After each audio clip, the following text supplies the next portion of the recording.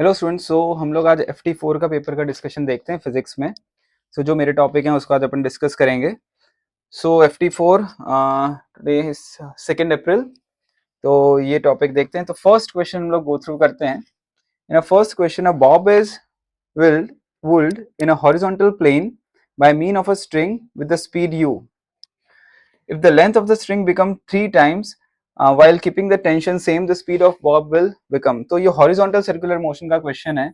इन अ horizontal circular motion एक Bob रखा है, मतलब एक ऑब्जेक्ट है जो सर्कुलर मोशन कर रहा है। तो मेन सेंट्रीपिटल फोर्स सेंटर में जो प्रोवाइड कर रहा है वो कौन है? टेंशन है। तो हमको ये पता है कि tension is basically the main centripetal force is m r omega square और it is m we square by r. ठीक है। यहाँ पे अपन को v के टर्म में दिया है, हम t को ले लेंगे M we square by R की जगह हम l ले लेते हैं, लेंथ ऑफ स्ट्रिंग जो है। And if the tension of the string become 3 times, अगर हम टेंशन को 3 टाइम्स करते हैं तो स्पीड क्या हो जाएगा?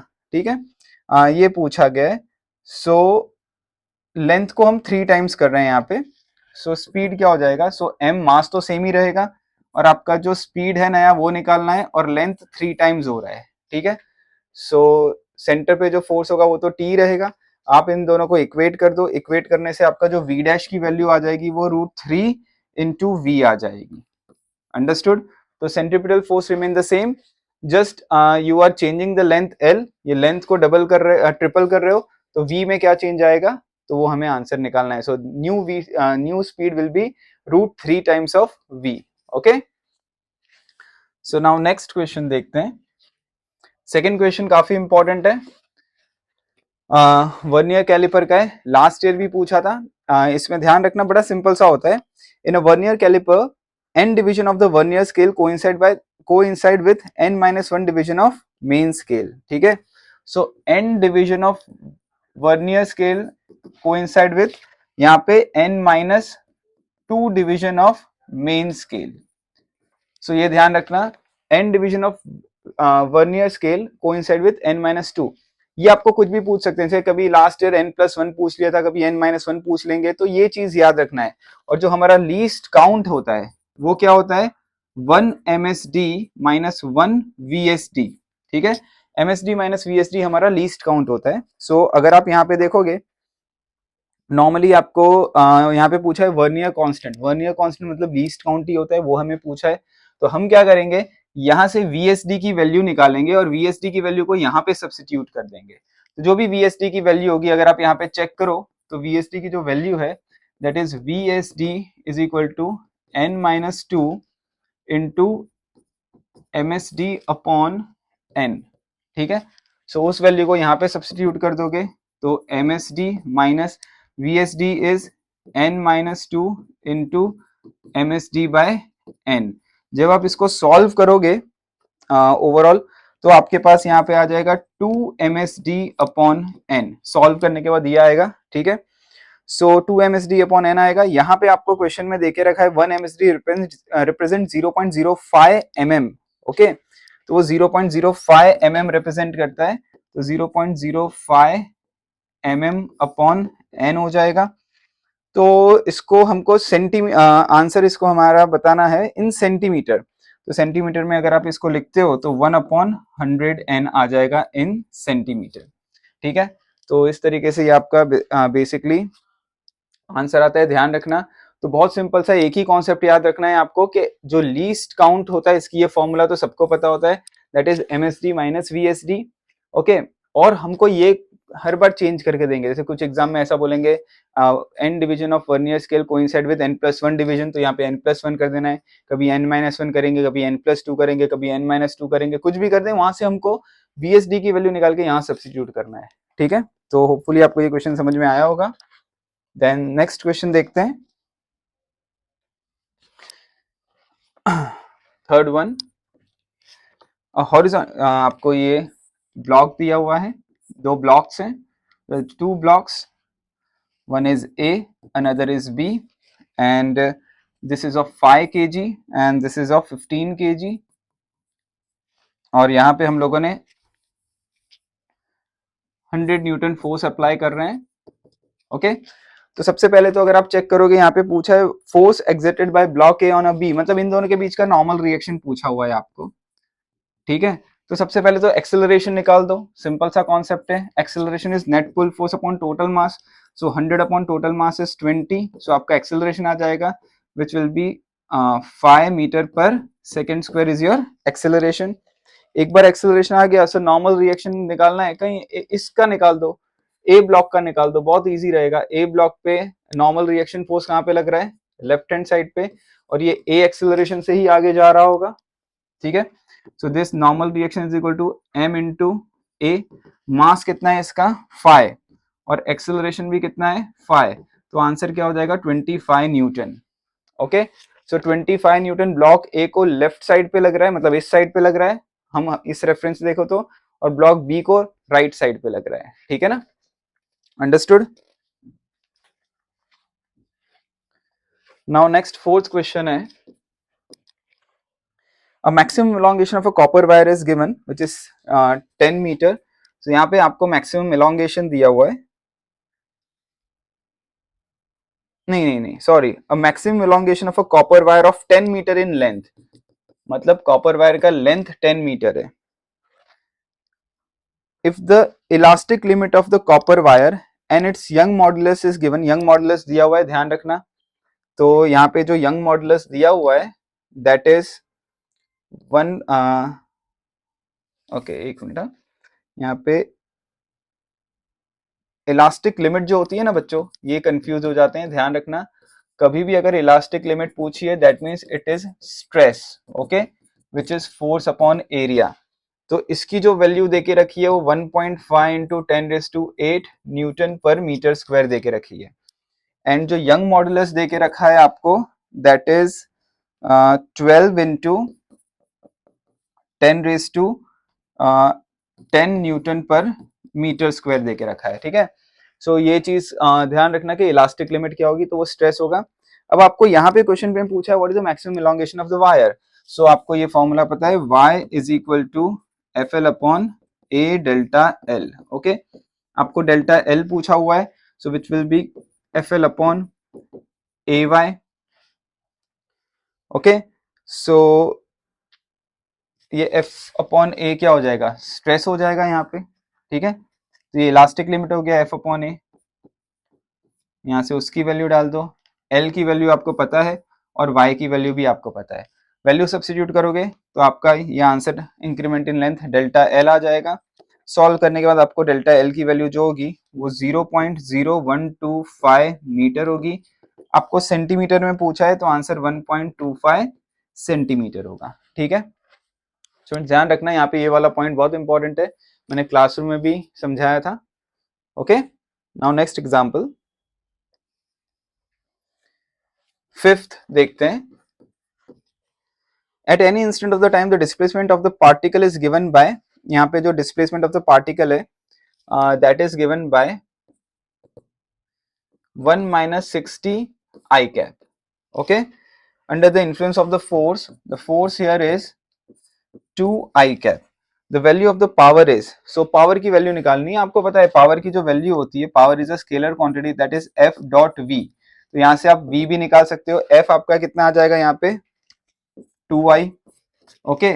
यहाँ से अगर आप v निकालोगे तो that is displacement by time, तो ये कितना हो जाएगा, इसका 1 का तो डिफरेंशिएशन 0 हो जाएगा और 60 का -6 रहेगा I cap, so this will be -6 I cap, okay, this will be -6 I cap, I dot I 1 होता है, तो आंसर क्या आ जाएगा आपका -12 वॉट, ठीक है। सो यहाँ पे आंसर -12 आ जाएगा। Then sixth, perfectly inelastic collision का क्वेश्चन है, two bodies P and Q of mass m and 2m respectively undergo the completely inelastic one dimensional head on collision, okay, so एक बॉडी P है और एक Q है, दोनों perfectly inelastic collide होते हैं वन डायमेंशन, सो आफ्टर, और एक का मास m है, एक का मास 2m है, सो आफ्टर कोलिजन जो मास हो जाएगा that will be 3m and, okay. Initially P move with the velocity of v1, ये v1 की वेलोसिटी से मूव कर रहा है, and Q move with the velocity of v1 by 2 in the same direction, the velocity of the system after collision is v2. इसकी velocity v2 है. The ratio of v1 by v2 is, तो आपको पता है perfectly inelastic collision में हमेशा momentum conservation लगता है. momentum conservation क्या हो जाएगा? Initial momentum equal to final momentum. इसको हम वेक्टर में नहीं करेंगे क्योंकि वन डायमेंशनली मोशन है, तो राइट साइड प्लस हो जाएगा, लेफ्ट साइड माइनस हो जाएगा. ठीक है. So what is initial momentum? Mass into v1. इसका इनिशियल मोमेंटम क्या हो जाएगा? 2m इंटू v1 बाय 2 और इसका क्या हो जाएगा? 3m into v2. ओके. इसको अगर आप सॉल्व करोगे, इसके ऑप्शंस जो दिए गए हैं, तो अगर आप इसको सॉल्व करते हो तो यहाँ से आपको v1 बाय v2 की m तो कॉमन हो जाएगा, v1 बाय v2 की जो वैल्यू आएगी आपके पास वो ऑप्शन के हिसाब से 3/2 आ जाएगी. तो ये इजी क्वेश्चन है, ध्यान रखना. इसमें आपको कभी कभी लॉस भी पूछ सकते हैं, तो लॉस कितना होगा तो ये एडिशनल चीज बता देता हूँ. अगर आपको लॉस पूछा है तो काइनेटिक एनर्जी होता है लॉस इसमें, and the loss is half m1 m2 upon m1 plus m2 into u1 minus u2 the whole square. ठीक है. तो u1 क्या हो जाएगा? ये वेलोसिटी हो जाएगी u1, और u2 क्या हो जाएगा? ये वेलोसिटी हो जाएगी. ध्यान रखना. तो ये फॉर्मूला भी इंपॉर्टेंट है, सब लोग ध्यान रखना इस फॉर्मूला को अगर लॉस पूछ लिया तो. ठीक है. Now next is seventh one. The moment of inertia of the thin rod about the axis passes through the end and perpendicular is 27 kg meter square. The length of this rod is of आपको length निकालना हो, इसका मास कितना दिया है? 1 kg दिया है, और आपको लेंथ कैलकुलेट करना है. बड़ा सिंपल सा क्वेश्चन हो जाएगा, because moment of inertia of rod at end passes through end कितना होता है? ml²/3. आपको I गिवन है, m गिवन है, l कैलकुलेट करना है. ठीक है. सो इससे आपका l की वैल्यू आ जाएगी. वैल्यू यहाँ पे अगर आप I की वैल्यू 27 पुट करते हो, ये 1 पुट करते हो, l²/3, तो आपके पास l आ जाएगा 9 मीटर सॉल्व करने के बाद. ठीक है स्टूडेंट्स. देन 8th यहीं पे कर देता हूं. बड़ा सिंपल सा क्वेश्चन है. Quantity which have the same dimension as those of surface tension. तो सरफेस टेंशन की फॉर्मूला क्या होती है? F/L. ये फॉर्मूला सरफेस टेंशन की होती है. तो और किसका डायमेंशन उसके जैसा है? तो स्प्रिंग कांस्टेंट. स्प्रिंग कांस्टेंट क्या होता है? F/x. तो इन दोनों का जो डायमेंशनल फॉर्मूला है वो दोनों क्या है? सेम है. ठीक है स्टूडेंट्स. नाउ नेक्स्ट 9th देखते हैं. In 9th, a square frame of a side 10 cm is placed gently over the surface. तो एक स्क्वायर फ्रेम है, उसको हमने सरफेस पे रखा हुआ है. ध्यान रखना. उसकी जो साइड लेंथ है, दैट लेंथ इज 10 सेंटीमीटर. सो ये लेंथ भी 10 सेंटीमीटर हो जाएगी बिकॉज स्क्वायर फ्रेम है. If the surface tension of the water is, यहाँ पे जो सरफेस टेंशन ऑफ वाटर है दैट इज 0.07 न्यूटन पर metre, then the excess force required to take it away from the surface. कितना force required है to take it away from the surface? Excess force कितना होता है? तो ये आपको पता है, ये हमने पढ़ा भी है पहले, कि अगर कोई भी लिक्विड सरफेस पे कोई ऑब्जेक्ट रखा है, जैसे मैंने ये ऑब्जेक्ट रखा हुआ है, ठीक है, अगर हम इसे पुल करना चाहें, ऊपर पुल करेंगे कोई फोर्स से, तो जैसे आप पुल करोगे तो यहाँ पे नीचे एक सरफेस टेंशन फोर्स लगेगा. ठीक है. वो सरफेस टेंशन फोर्स कितना होगा? T इंटू एल होगा. सरफेस टेंशन फोर्स कितना होगा? T इंटू एल होगा. यहाँ पे फ्रेम का मास नहीं दिया है. अगर फ्रेम का मास दोगे तो mg ऐड करना पड़ेगा, बट फ्रेम के मास के बारे में कोई डिस्कशन नहीं की गई है, तो हमको mg ऐड नहीं करना है. ध्यान रखना. ठीक है. तो TL फोर्स नीचे लगेगा, आपको TL फोर्स जितना फोर्स ऊपर अप्लाई करना है, तो जाके ये डिटैच होगा फ्रॉम द सरफेस. सो अगर आप यहाँ पे चेक करोगे कितना excess force required to take it away from the surface, surface से डिटैच करने के लिए कितना फोर्स लगेगा, तो ध्यान रखना ये कॉन्सेप्ट हमने पढ़ा है कि जैसे सपोज ये रॉड है या कोई इसको हमको पुल करना है, सरफेस से ऊपर लेके जाना है, तो यहाँ पे TL नीचे लग रहा होगा, यहाँ पे भी TL लग रहा होगा, तो ओवरऑल 2TL हो जाएगा. ध्यान रखना. अगर मान लो ये डिस्क है, तो डिस्क में मैं ये T इंटू एल को क्या लिख दूंगा? 2πr लिख दूंगा. ये सरकमफरेंस 2πr होगा. लेकिन अगर ये रिंग होता तो ये आउटर सरकमफरेंस से भी नीचे पुल करता और इनर सरकमफरेंस से भी पुल करता. जैसे ये रॉड है, रॉड से ये वाला यहां से भी नीचे पुल करेगा, यहां से भी पुल करेगा, इसलिए 2TL होगा. तो ऐसे ही अगर सर्कुलर रिंग होता तो TL आउटर सर्कम्फ्रेंस और TL इनर सर्कम्फ्रेंस से पुल करता है, इसलिए 2TL होता है। तो इसीलिए ये फ्रेम है, तो फ्रेम में एक TL inner circumference inner as से और एक आउटर एज से, दो जगह से पुल करेंगे डाउनवर्ड, इसीलिए हम 2 अप्लाई करते हैं, ठीक है। इसीलिए इसमें जो फोर्स रिक्वायर्ड होगा, जैसे अगर ये मान लो ये वाटर के साथ स्टिक है यहाँ पे और इसको हमको ऊपर पुल करना है, तो फोर्स जो यहाँ पे रिक्वायर्ड होगा वो 2TL होगा, ठीक है। सो सॉरी, वो कितना होगा 2T। अब ये लेंथ, ओवरऑल लेंथ कितनी है वो देखो, चेक करो। तो फोर्स देख लेते हैं T, ओके। जो ओवरऑल लेंथ है इसकी सरकमफरेंस होगा ये L L L L, तो 4L हो गया, और उसको 2 से मल्टीप्लाई करना पड़ेगा। 2 से क्यों मल्टीप्लाई करना पड़ेगा? बिकॉज इनर एज और आउटर एज दोनों अंदर पुल कर रहे होंगे, तो हमको उसको डिटैच करना होगा। उसको वाटर से डिटैच करने के लिए आउटवर्ड फोर्स जो लगाना पड़ेगा, अपवर्ड फोर्स, वो उसको मल्टीप्लाई बाय 2 करना होगा। अगर मान लो इस क्वेश्चन में ये फ्रेम की जगह स्क्वायर प्लेट दिया होता, अगर मान लो प्लेट दिया होता, तो यहाँ पे ये 2 नहीं लगाते आप। समझ में आई बात? ये बहुत इंपॉर्टेंट है, ध्यान रखना या लिख के रखना। प्लेट नहीं दिया होता तो हम क्या लगाते? 2 लगाते। बस अब बाकी के क्वेश्चंस आपको दिए हुए हैं, आंसर वैल्यू सब्स्टिट्यूट कर दो, आंसर आ जाएगा आपका। जो भी आंसर आया इसमें, ये 8 टाइम्स हो गया 8TL, ठीक है। तो दिस इज 8TL हो जाएगा, वैल्यू सब्स्टिट्यूट करके ये आंसर आ जाएगा 56 इंटू 10⁻³ न्यूटन। ऑप्शंस में मिली न्यूटन में दिया हुआ है, तो सेकंड ऑप्शन आंसर आएगा, ओके। तो ये कॉन्सेप्ट बहुत इंपॉर्टेंट है, ध्यान रखना। अगर मान लो ऐसा कुछ क्वेश्चन में इसका मास भी दिया होगा, तो आपको उसमें मास भी ऐड करना पड़ेगा, मतलब वेट भी ऐड करना पड़ेगा to detach it from the liquid surface.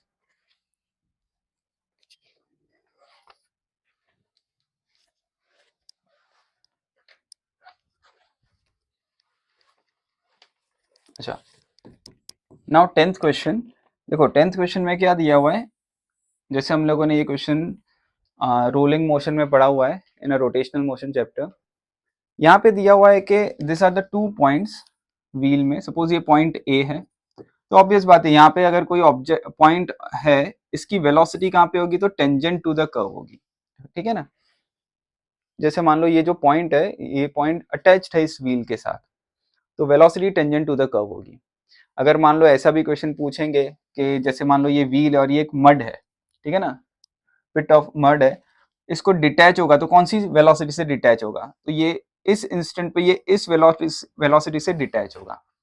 लेकिन अभी ऐसा क्वेश्चन नहीं पूछा है यहाँ पे, इसमें ये पूछा गया है which of the options is correct, और ये बोला है कि पॉइंट ए और बी में से कौन फास्टर मूव कर रहा है, कौन स्लोअर मूव कर रहा है, ठीक है ना। सो देखो ये पॉइंट की वेलोसिटी, तो अभी हम सिर्फ सबसे पहले रोटेशनल जो देखेंगे, रोटेशनल मोशन देखेंगे, ठीक है। इसकी वेलोसिटी इस डायरेक्शन में है, इसकी वेलोसिटी इस डायरेक्शन में, तो वेलोसिटी तो दोनों की अलग अलग हो गई, बट दोनों की स्पीड क्या हो जाएगी? सेम हो जाएगी, because we know that speed is equal to R omega, omega same है, ठीक है ना। लेकिन अब इसमें एक चीज और है, ये आगे भी जा रहा है इस इंस्टेंट पे v वेलोसिटी से, ये v और ये v सेम ही है, तो ये इसकी रोटेशनल वेलोसिटी हो गई, और इसकी एक लीनियर वेलोसिटी भी होगी जो v होगी, अंडरस्टूड। वैसे ही इसकी एक लीनियर वेलोसिटी होगी जो v होगी। तो आप चेक करो, ये पॉइंट जो है, इसकी ओवरऑल जो वेलोसिटी है, दो वेक्टर, तो इसके इनके बीच में एंगल क्या है? ये वाला एंगल है, ठीक है ना। जैसे ये एंगल अगर थीटा है फॉर एग्जांपल, सो ये वाला जो एंगल होगा ज्योमेट्री के हिसाब से ये भी थीटा होगा, ठीक है। सो अब इसमें ये क्वेश्चन है कि फर्स्ट है point A move slower than point B, point A move faster than point B. तो यहाँ पे ऑब्वियस बात है point A will move faster than point B, answer आएगा, ठीक है ना। उसका रीजन है ये दोनों कंपोनेंट देखो क्लोज्ड है, एक्यूट एंगल बना रहे हैं। यहाँ पे ये वाला एंगल इनके बीच में काफी बड़ा है, ठीक है ना। ये हमने वेक्टर में ऑलरेडी पढ़ा हुआ है, तो ज्यादा कैलकुलेशन की रिक्वायरमेंट नहीं है, सीधे ही पता चल जाएगा कि point A move faster than point B, because ये एक्यूट एंगल है। हमको पता है कि एक्यूट एंगल में कंपोनेंट सपोर्ट करते हैं सेम डायरेक्शन में, ऑब्ट्यूज एंगल में कंपोनेंट अपोज करते हैं, ठीक है ना। तो ये चीज आपको ऑलरेडी पता है, तो इसका आंसर आएगा option number 2, understood. Then 11th, A minimum energy required to launch a satellite of the mass m from the surface of the earth. surface of the earth पे एक satellite है, यहाँ से इसको हमको प्रोजेक्ट करना है, सॉरी थोड़ा, ये अर्थ है और यहाँ पे सरफेस पे एक सैटेलाइट है. It has to be launched in a circular orbit of altitude 3r. तो ऑल्टीट्यूड 3r है, मतलब सेंटर से 4r पे होगा सैटेलाइट, यहाँ पे लेके जाके लॉन्च करना है उसे, ठीक है ना. तो इसकी टोटल फाइनल एनर्जी कितनी होगी, हमको टोटल एनर्जी फॉर्मूला पता है, which is GMM minus GMM upon 2r. तो 2, ये r कितना हो गया सेंटर से 4r. तो ये इसकी टोटल फाइनल एनर्जी हो गई, ठीक है. अच्छा, अब what was the initial energy, ये आपकी फाइनल एनर्जी हो गई. इसमें इनिशियल एनर्जी, ये तो सैटेलाइट सरफेस ऑफ अर्थ पे ही था, which is minus GMM upon R उसकी इनिशियल एनर्जी थी, बिकॉज सरफेस पे तो वो एज इट इज स्टेबल था, सर्कुलर मोशन कर नहीं रहा था, तो सिर्फ उसके पास पोटेंशियल एनर्जी थी, काइनेटिक एनर्जी थी नहीं. यहाँ पे तो पोटेंशियल एनर्जी भी थी और काइनेटिक एनर्जी भी थी, सो इसीलिए ये वाली फॉर्मूला अप्लाई हुई टोटल एनर्जी वाली. यहाँ पे टोटल एनर्जी में सिर्फ उसके पास पोटेंशियल एनर्जी थी, काइनेटिक थी नहीं, ठीक है ना. तो this is basically the change, how much energy is required. So change the total energy required is T final minus T initial. इसको अगर आप दोनों का सब्ट्रैक्शन करके सॉल्व करोगे तो आपका आंसर आएगा 7 GMM अपॉन 8, ठीक है. ध्यान रखना, एग्जामिनेशन में ये क्वेश्चन स्मॉल जी के टर्म में भी पूछ सकते हैं, तो mgr अपॉन ये आंसर ऐसा भी आ जाएगा 7 mgr अपॉन 8 इसमें, ठीक है ना. उस हिसाब से ये आंसर आप ले आ सकते हो, ठीक है ना. यहाँ पे मैंने r लिखना रह गया, क्लियर. तो ध्यान रखना, ये कोएफिशिएंट याद रखना, 7/8 है, तो यहाँ पे भी 7/8 mgr आ जाएगा. देन ट्वेल्थ सिंपल क्वेश्चन है, v और t दिया हुआ है,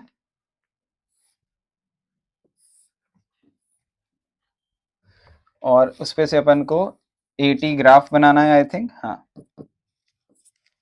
तो यहाँ पे तो वेलोसिटी देखो ऑब्ट्यूज एंगल बना रहा है. अगर वेलोसिटी ऑब्ट्यूज एंगल बना रहा है तो एक्सेलरेशन उस समय पे क्या होगा, नेगेटिव होगा, मतलब ये होगा, एक्सेलरेशन नेगेटिव होगा. ये स्ट्रेट लाइन है तो ये हॉरिजॉन्टल लाइन होगा. फिर उसके बाद देखो, ये अगर मैं लाइन को यहाँ पे लेके जाऊं ऐसे, वेलोसिटी कांस्टेंट हो जाएगा तो एक्सेलरेशन 0 हो जाएगा. फिर ये एक्यूट एंगल बना रहा है, दिख रहा है ना, ये एक्यूट एंगल बनाएगा, तो एक्सेलरेशन तब उसके बाद क्या हो जाएगा, यहाँ से बाद एक्सेलरेशन पॉजिटिव हो जाएगा. तो ये ऐसा ग्राफ आएगा. तो कौन सा ऑप्शन है इसमें, ऑप्शन नंबर 4 है, इसीलिए उसको ऐसा दिखाया हुआ है, ठीक है ना. देखो एक्चुअली तो ऐसे ही होगा, लेकिन सब लाइंस को ज्वाइंट करेंगे तो ऐसा हो जाएगा, इसलिए ऑप्शन नंबर 4 है, ठीक है स्टूडेंट्स. ये लाइन ज्वाइन कर दी ऐसे, तो क्योंकि ऐसा इमेजिन मत करना कि ये रॉन्ग हो गया, एक ही टाइम पे दो एक्सेलरेशन नहीं होता, दिया हुआ है एक्चुअली, तो फिर ऐसे ही होना चाहिए, खाली ये इतनी सी लाइन और ये इतनी सी लाइन, लेकिन अगर ऑप्शन में ऐसा दिया है तो फिर we need to consider it, okay.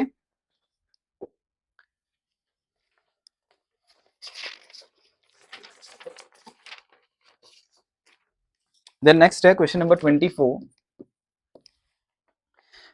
Thermodynamic का क्वेश्चन है, वर्क डन निकालना है इनको हमको इसमें पूरा. सो आपको पीवी डायग्राम दिया हुआ है, and this is P S R Q, और इसमें ये आपको एंटी क्लॉकवाइज डायरेक्शन दिया हुआ है. तो हमको पता है एंटी क्लॉकवाइज डायरेक्शन में कभी भी होगा तो वर्क डन हमारा क्या हो जाएगा, नेगेटिव हो जाएगा, ठीक है ना. क्लॉकवाइज में वर्क डन क्या होता है, positive, and the work done is area under the closed figure. इसके अंदर का जो क्लोज एरिया होता है दैट इज वर्क डन, ठीक है. तो बस अब इसका आंसर निकाल लो. सो रेक्टेंगल का एरिया क्या होता है, बेस लेंथ इंटू हाइट, ठीक है ना. ये बेस लेंथ कितना आ रहा है अपने डायग्राम के हिसाब से, विच इज 400 इंटू 10⁻⁻⁶ हो जाएगा मीटर क्यूब में, और ये किलो पास्कल में दिया हुआ है, तो ये हो जाएगा 400 इंटू 10⁻3. इसको सॉल्व करोगे तो -160 लिखना है. माइनस क्यों लिखना है, बिकॉज एंटी क्लॉकवाइज डायरेक्शन है, बराबर students.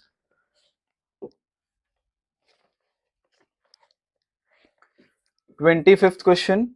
A metallic bar of the Young modulus is given. Coefficient is of linear expansion is given. Length of the rod is given. Area is given. Heat from 0 to 100 is given. Compressive force developed in it is. ये अपन को पता है, मैंने आपको समझाया हुआ है, बहुत इंपॉर्टेंट क्वेश्चन है। कोई रॉड है, अगर आप इसको हीट करते हो तो ये एक्सपांड हो जाएगा, ठीक है ना। तो आप यहाँ पे सपोर्टिंग एंड लगा दो। सपोर्टिंग एंड लगा के अगर आप इसको हीट करते हो तो हीट करने से ये इसको फोर्स देगा, ये इसको फोर्स देगा, तो वही कंप्रेसिव फोर्स कितना होगा या कंप्रेसिव स्ट्रेस कितना होगा वो निकालना होता है। तो यहाँ पे हमको याद है ये formula Y F is force is equal to Y A alpha delta theta. तो बहुत बार क्लास में भी डिस्कशन हुआ है इसका। Just you need to substitute the value and find out the answer of compressive force. तो वैल्यू सब्स्टिट्यूट करने के बाद जो आंसर आता है that is 1 into 10⁻³ newton. Then 26th, temperature of the gas is minus 150 degrees Celsius. To what temperature the gas should be heated so the temperature of the molecule is increased by 2 times? So अपन को ये पता है कि VRMS is proportional to root of temperature, ठीक है ना। So ये formula हमको KTG में पढ़ी हुई है कि VRMS is directly proportional to the temperature। अब यहाँ पे बोला हुआ है कि अब देखो दो वेलोसिटी V1 by V2 अगर मैं करता हूँ तो ये सिंपल है, T1 under root of T1 by T2 हो जाएगा। लेकिन इसमें क्या पूछा है, if the speed of the molecule is increased by 2 times, तो वो ट्वाइस नहीं हो रहा है, इंक्रीज्ड बाय 2 टाइम्स हो रहा है। ये चीज ध्यान रखना, मतलब पहले वेलोसिटी v है तो अब वो 3v हो रहा है, increased by 2 times, so v and then increased by 2 times.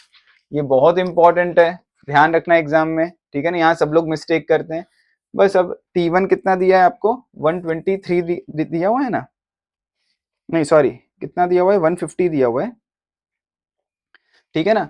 सो इसको केल्विन में कन्वर्ट कर दो, माइनस 150 डिग्री सेल्सियस को अगर आप केल्विन में कन्वर्ट कर दोगे तो 123 आ जाएगा केल्विन अपॉन T2, ठीक है।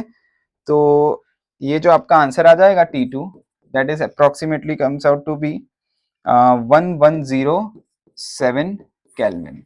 ओके स्टूडेंट्स, सो ये चीज ध्यान रखना, इसमें ये बहुत इंपॉर्टेंट है, लैंग्वेज थोड़ा अंडरस्टैंड करना क्या दिया हुआ है।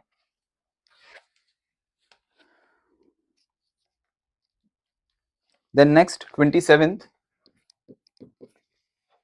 x is given, SHM का क्वेश्चन है, 20 sin 4 pi t plus pi by 4. So when you compare with the standard equation which is a sin omega t plus phi, so आपका जो एम्पलीट्यूड है यहाँ पे 20 हो जाएगा, ओमेगा आपका 4 pi हो जाएगा, इनिशियल फेस आपका pi by 4 हो जाएगा। इस क्वेश्चन में पूछा क्या गया है आपको, you need to find the time period and the amplitude of the motion. So amplitude आपको यहाँ पे सीधा 20 दिख ही रहा है, ठीक है।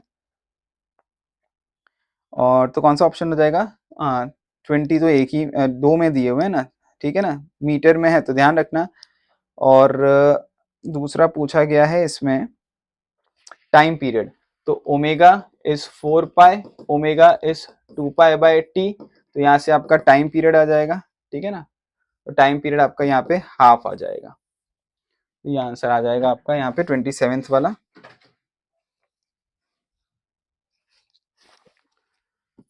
Then 28th, the ratio of the frequency of the first overtone produced by the open pipe to the closed pipe, ठीक है ना।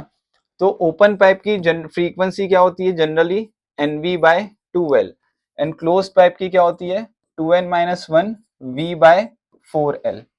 ओके, अब यहाँ पे रेशियो निकालना है हमको फर्स्ट ओवरटोन का। फर्स्ट ओवरटोन का मतलब होता है n equal to 2, तो this will become 2V by 2L, और ये क्या हो जाएगा क्लोज पाइप का 2, यहाँ पे मैं 2 पुट करता हूँ तो 2 into 2 4, and this will become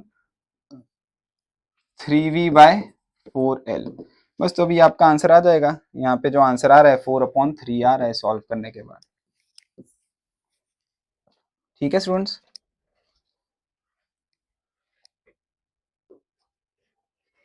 Then 29th, if the mass of the bob in a simple pendulum is reduced to half, ठीक है ना, and its length is made thrice, mass is reduced to half and length is increased by thrice, the new time period of oscillation will become, पहले t है, अब उसका x/3t हो गया, ऐसा दिया हुआ है। ओके, सो टाइम पीरियड की फॉर्मूला क्या होती है सिंपल पेंडुलम की, 2π√L/g। सो मास पे तो डिपेंड करता नहीं है, तो ये फैक्टर तो चला गया वैसे ही। ओके, सो बस अब आप यहाँ कंपेयर कर लो, पहला कितना हो जाएगा, अगर हम सीधा ही लिखें तो दिस t, पहले ये L है अपॉन g, फिर दूसरे में क्या हो जाएगा, टाइम पीरियड x/3, यही बोला हुआ है ना, कंपैरिजन ही करना है ना। The new time period of the oscillation is time x/3 times, तो x/3 टाइम्स कितना हो जाएगा, 2/3, और अब लेंथ कितना है, अब सॉरी यहाँ पे तो लेंथ 3L दिया हुआ है ना, हाँ 3L, और अब लेंथ L है, पहले लेंथ L था, तो ये लेंथ को जब 3L कर दिया है तो 2π√3L/g है, तो इनिशियल से x/3 टाइम्स हो गया, ठीक है ना, मतलब ये न्यू टाइम पीरियड आ गया, ऐसा मैं लिख देता हूँ, this is a new time period, x/3 times of old time period. Now you need to find out value of x, निकाल लो क्या आएगा, सॉल्व करने के बाद x की वैल्यू आ जाएगी 3√3। तो ये चीज ध्यान रखना, ये स्टेटमेंट समझ में आना चाहिए आपको, क्या स्टेटमेंट है, मास तो इंडिपेंडेंट होता है, क्लियर।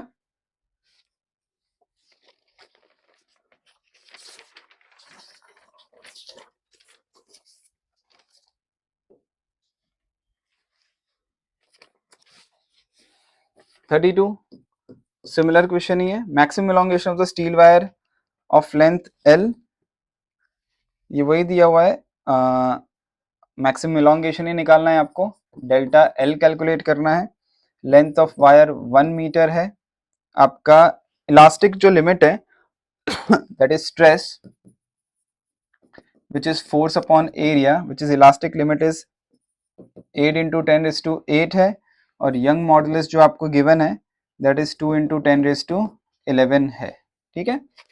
सो आपको यहाँ पे एक्सटेंशन निकालना है, तो you should apply the formula FL/A delta L, you need to find out the extension which is delta L is equal to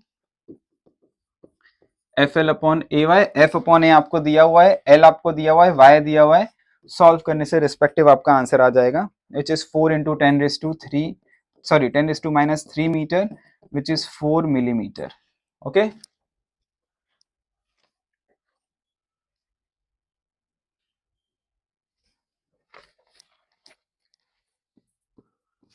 Now 33, a bullet is fired from the gun at an angle of 45 degree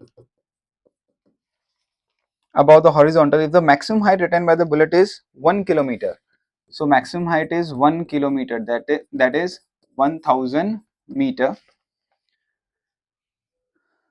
Find the projection speed of the bullet. So ये आपको height की formula वैसे भी पता होती है, u² sin square theta by 2g formula होती है, सारी वैल्यू देके रखी है यहाँ पे, ये 1000 दे के रखा है, u² है, sin square 45 है, और ये 2g है, तो यहाँ से आपको u की वैल्यू मिल जाएगी, u की वैल्यू आ रही है 200 मीटर पर second, okay.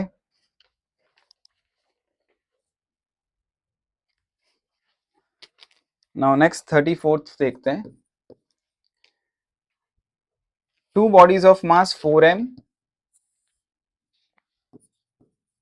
and 16m are placed at a distance r, इनके बीच में जो डिस्टेंस है that is r, the gravitational potential on the line joining the bodies where the gravitational field equal to 0 is।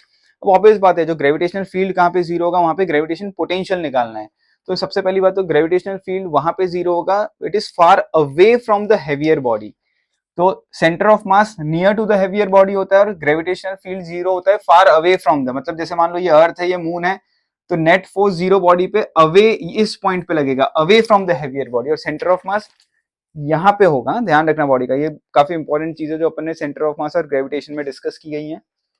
तो simple सा एक logic है, imagine कर लो यहाँ पे एक मास इमेजिन कर लो, जहाँ पे इस मास को ये भी उतने ही फोर्स से पुल कर रहा है और ये भी बॉडी उतने ही फोर्स से पुल कर रही है, एक सिंपल सा लॉजिक बताता हूँ इजियर कैलकुलेशन के लिए, ठीक है ना। मान लो ये x डिस्टेंस है, ये r माइनस एक्स डिस्टेंस है, तो ये बॉडी अगर एक इमेजिनरी बॉडी में एज्यूम करता हूँ p पॉइंट पे यूनिट मास का ऐसा फॉर एग्जांपल, तो ये भी उसको उतने ही फोर्स से पुल करेगा, वो 16m भी सेम फोर्स से पुल करेगा, तो फोर्स बाय दिस कितना हो जाएगा जी दिस, इसको 1 kg का मास इमेजिन कर लो, 1/x², और यहाँ पे जी 16m 1/r-x the whole square. बस अब आप इसको नॉर्मली सॉल्व कर दो। 4gm, ध्यान रखना ये कट हो जाएगा, ये यहाँ से कट हो जाएगा, यहाँ पे क्या बचेगा 1/x² बचेगा, यहाँ पे क्या बचेगा सिर्फ 4 कट होगा ना, तो यहाँ पे 4 बचेगा upon r-x the whole square बचेगा। ध्यान रखना एग्जामिनेशन में कुछ ओपन ओपन ब्रैकेट मत कर देना, इन्वर्ट एंडो करके स्क्वायर रूट ले लो, इन्वर्ट एंडो करोगे तो ये x हो जाएगा और स्क्वायर रूट ये r-x और ये बाय 2 हो जाएगा। ठीक है, यहाँ से आप x की वैल्यू निकाल लो कितना आ रहा है, सॉल्व करोगे तो x की वैल्यू r/3 आ जाएगा, x की वैल्यू r/3 आ जाएगी, तो ये r-x कितना हो जाएगा, वो हो जाएगा 2r/3, अगर x r/3 है बराबर। अब इस पॉइंट पे पोटेंशियल निकालना है, point P, so point P पे जो पोटेंशियल है ये सबको निकालना आता ही है, potential is -gm upon r, this is x and -gm upon r-x, x और r-x की वैल्यू पुट कर दो, आपका यहाँ पे आंसर आ जाएगा, सब्स्टिट्यूट करने के बाद -36 gm/r। ओके, ध्यान रखना आप x की जगह क्या पुट कर दोगे r/3 और r-x की जगह क्या पुट करोगे 2r/3, तो आपका आंसर आ जाएगा 36 gm/r, आगे माइनस साइन लगेगा बिकॉज पोटेंशियल है, ध्यान रखना। देन 35th सिंपल सा क्वेश्चन है ये, a horizontal bullet bridge the horizontal bridge of height 100 meter is built across the river, a student is standing, throw a small ball vertically downward with the speed of u, speed u से throw किया है, the ball strike in 2 seconds, find the value of u। so simple सा है, s equal to ut plus half at square apply कर दो, मान लो downward direction को negative assume करते हो तो ये आपका -100 हो जाएगा बिकॉज बॉल ऊपर से नीचे की ओर आया है, ठीक है ना।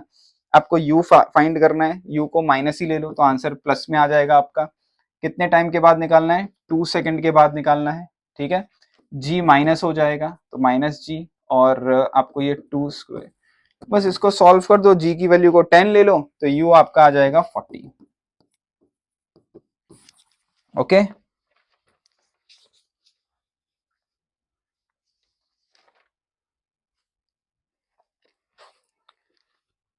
Then question number 40, a following circuit, आपको एक सर्किट दी गई है, ये एक और गेट दिया हुआ है, ये भी एक और गेट दिया हुआ है,